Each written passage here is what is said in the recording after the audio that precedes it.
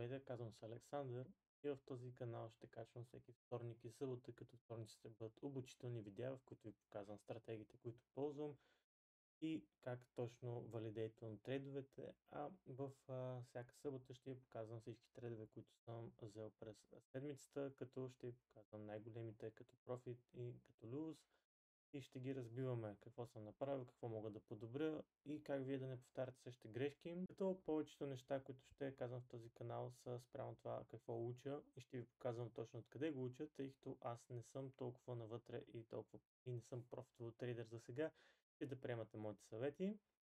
Затова ще ви показвам от кои хора точно го уча, защо го уча от тях и дали вие ще имате полза от това нещо. Като за първо видео ще ви покажа стратегията, която аз ползвам и човека, който е уча. Стратегията, която аз ползвам е Internal Range Liquidity към External Range Liquidity Movement на маркета. То маркета винаги се движи от External Range към Internal Range и обратно от Internal Range към External Range. Как точно става? Маркираме External Range на маркета в момента, като това са най-горната и най-долната част на маркета, който е създаден. В случая тези две точки горе и долу са ни external range-овете. За internal range търсим Fair Value Gap, като по начина по който го търсим е с Fibonacci Retracement, ползваме FIB tool от най-горната до най-долната част на маркета, т.е. двата external range и търсим Fair Value Gap в този 0,5%. Т.е. той се води 50%. Като в случая имаме два Fair Value Gap, този тук и задният, който е бил Market Gap по време на отваряне от петък в понеделник. Търсиме Validated Fair Value Gap, като в случая е този, тъй като този е тепърва създаден от миналата сряда и все още не е респектнат. В случая това, което ще ви кажа е много важно, винаги търсиме Internal Range Fair Value Gap, т.е. bias-ите, как маркета ще се движи, го определяме на Hard Time Frames, като entry-то вече ни е в Lower Time Frames. Пак казвам, просто казвам аз какво ползвам. Човекът, от който може да учите и аз уча всичко, е Big Chart Trades. Отивате в Essentials, в плейлистовете му и може да изгледате всички видеа. Той показва много добре какво се случва, как точно кога да ползвате. Като е много важно и да се записвате, тъй като не е толкова лесно. И вече, за да придобиете повече знания към това, което той ви показва, може да гледате вече и third party канали, различни от неговия, за да може да си потвърдите знанията, тъй като той обяснява всичко, но го обяснява малко по-просто. И ако нямате големи познания към маркета, ще е хубаво все пак да изгледате. Друго, което мога да ви предложа да изгледате е Candle Patterns, Break of Structure, Order Blocks, но за това по-нататък. Както виждаме, сложихме Fibonacci tool 0,5, което е тук 50% от цялото средата и виждаме този Fair Value Gap. Слагаме го на Hard Time Frame 4 часа и след това търсиме Confirmation на 15 минути. В случаят, какво търсиме? Търсиме маркетът да свипне Internal Range Liquidity, както е направо ето тук.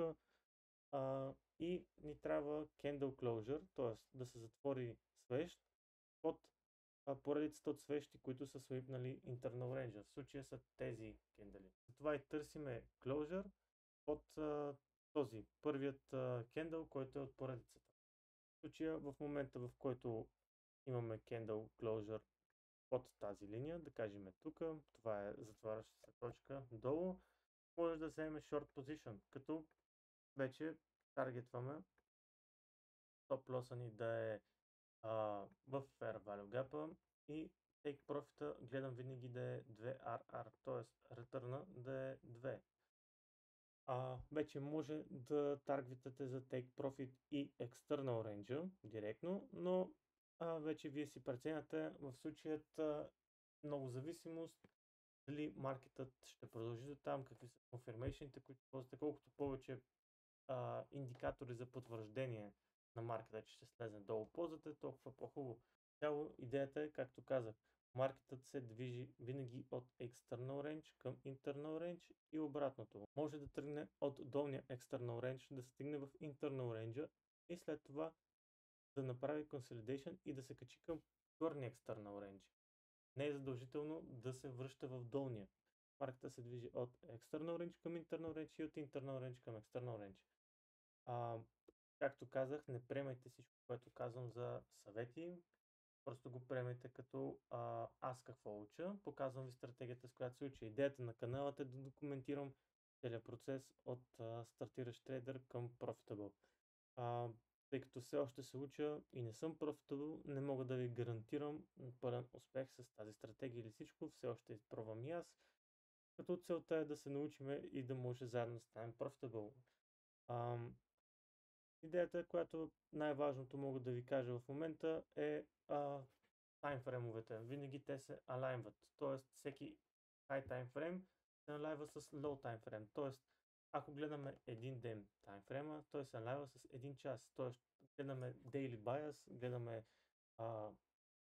market structure на one day candles, което значи, че ако с него гледаме confirmation, вече на един час ни е ентрито. Ако гледаме на 4 часа, както аз в момента съм отбелязал маркетът и го следя в момента, на 15 минути ни е ентрито, както ви показах по-рано за последователността от кендалите. За 1 час 5 минути и за 15 минути е 1 минута. За цяло това е всичко, което мога да ви кажа за в момента, като всяка събота ще качвам за маркетът, какво съм направил, какви трейдове съм взел през седмицата, а всеки вторник, като днешния ден, ще качвам обучителни видеа, откъде уча, защо уча. Винаги ще ви показвам точно откъде уча, защото не мога да ви дам пълни съвети. Това е за сега и до следващия път.